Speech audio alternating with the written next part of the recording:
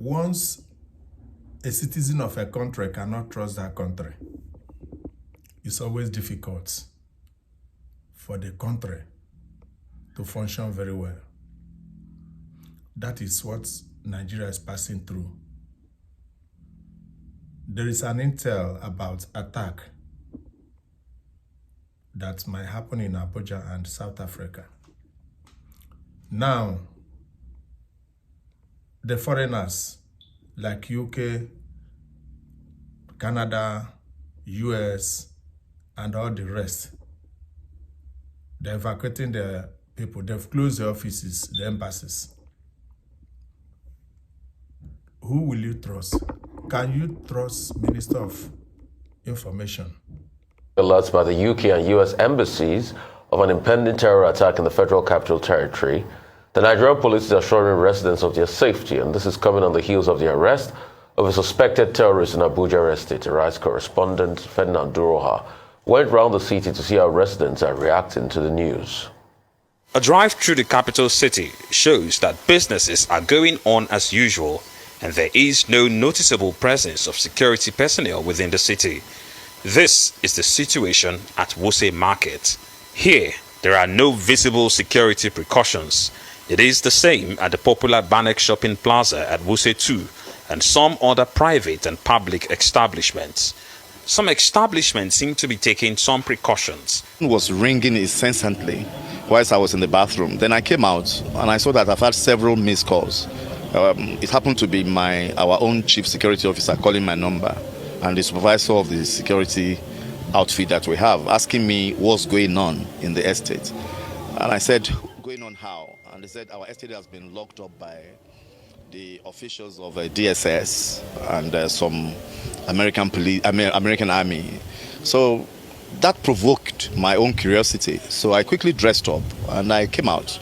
And on my own street, I saw a heavily masked DSS person asking me not to move. And I told him I will have to move because I need to know why you're here. And not only that, I'm answerable to the residents. So you need to tell me why you're here. I'm not going to infringe or disturb what you're doing, but let me know what you're doing.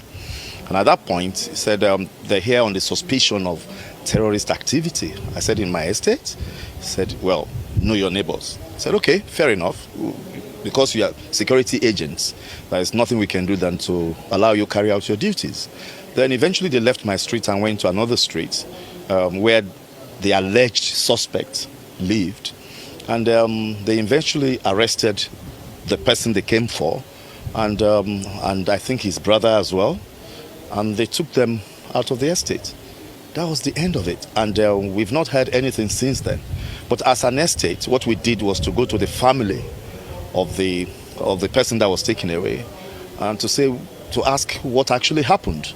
And they said they were confused as well, that people just came and broke their door, broke their gates and all of this. I said, okay, we'll wait, because then I put a call through to the DPO, our own DPO in the area, and she confirmed she was aware of the operation, and in fact the CP was also aware. So I said, okay, if it's working at that level, so we need to back off, because it's a security issue.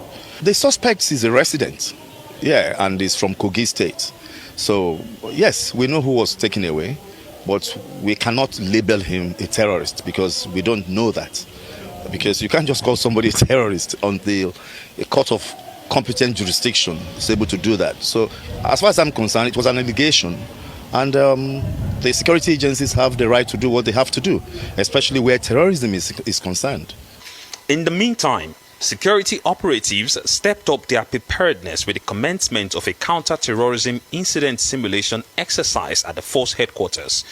The police says the objective of the exercise, codenamed Operation Darking Gagawa, translated to mean quick intervention, is to ensure that threats are neutralized and the city adequately protected. It is another evening in the Federal Capital Territory and close of work, if I might add.